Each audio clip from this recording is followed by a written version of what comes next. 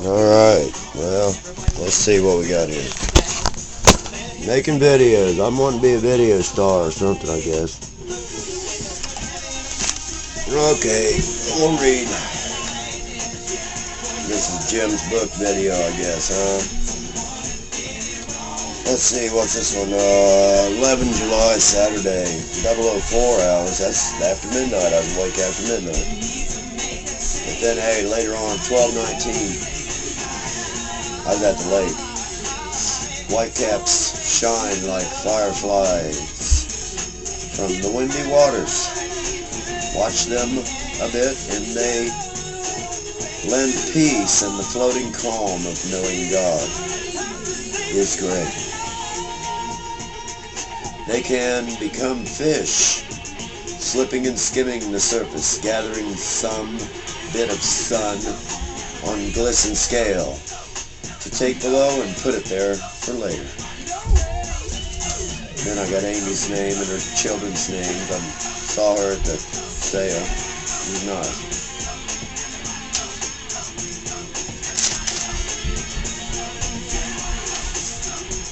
Well, later on, I've thought of Amy much this afternoon after we parted at church.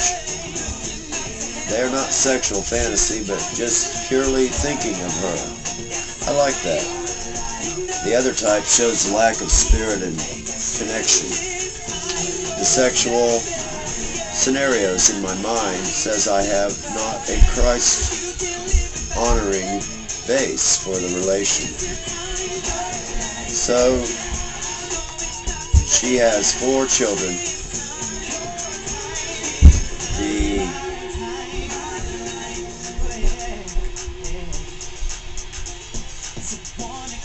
The something with the man is over since April. She asked how long I've been divorced. I was not good replying. So she said, questioned, only a short time? I said yes, and I was lying. I heard it again from conscience later when I got home. Once more I search for a one here on earth, for some fullness, not in spirit, for I know nothing here can satisfy. No, it is a fullness in action and whatever.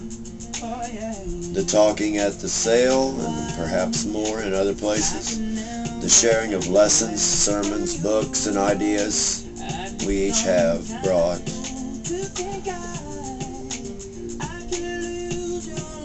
That all is knit into a fabric. It may be a fair draping and a fitting ornament for the days of life. Eric is coming to maturity and would do well to see how a man with God walks, talks, and lives. I may find in him a receptive ear to some hurts I've brought needlessly upon my head and my heart. Time and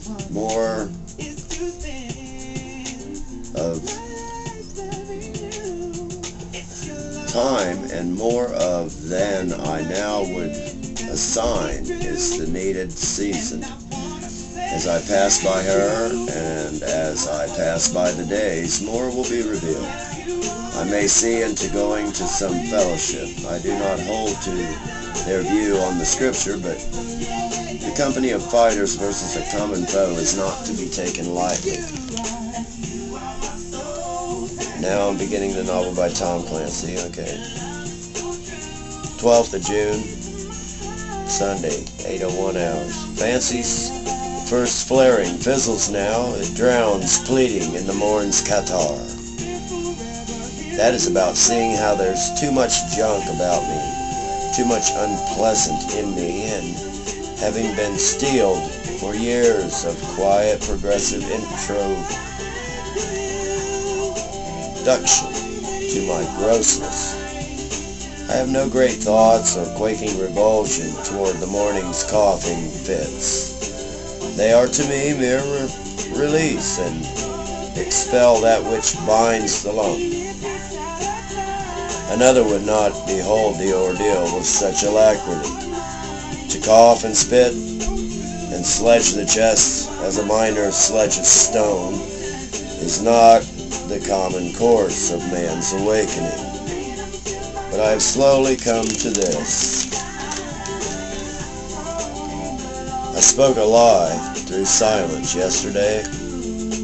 I am not willing that lie should live now and be about its work and influence. Why does a man speak untruths? Being full-grown and strong of arm does not grant liberty from fear of pain. The deeper pain has no sheath of corded muscle about it, as the soft innards is sheathed by abdomen, worked long hours, long years. There's a gap, the missing scale on dragon's belly, the swatch of flesh through which came death to mighty Achilles. These stories tell how incomprehensive, incomplete are our fortifications to the end of triumph over pain. So I lied by not speaking truth, plain and simple. The hurt I dodged was to be cut off, swept away from that bliss I have woven in my heart.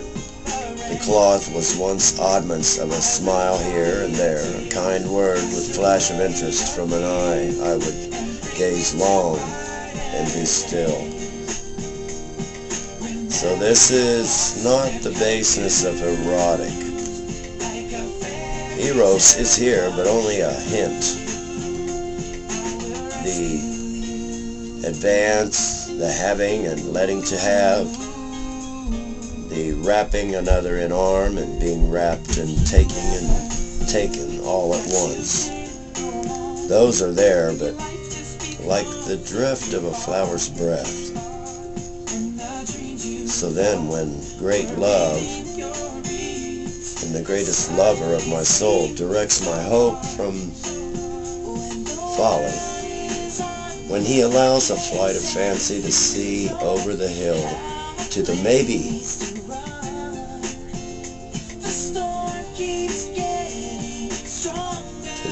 of a sure embrace some morrow, I hold the morn's promise as a bound contract and not a maybe. The truth and present circumstance present themselves as seeming shadows and threat of blight on my maybe, made sure, self-made sure all the same. It is a fief to be held by all means. The small denying by silence seemed not right, but necessary.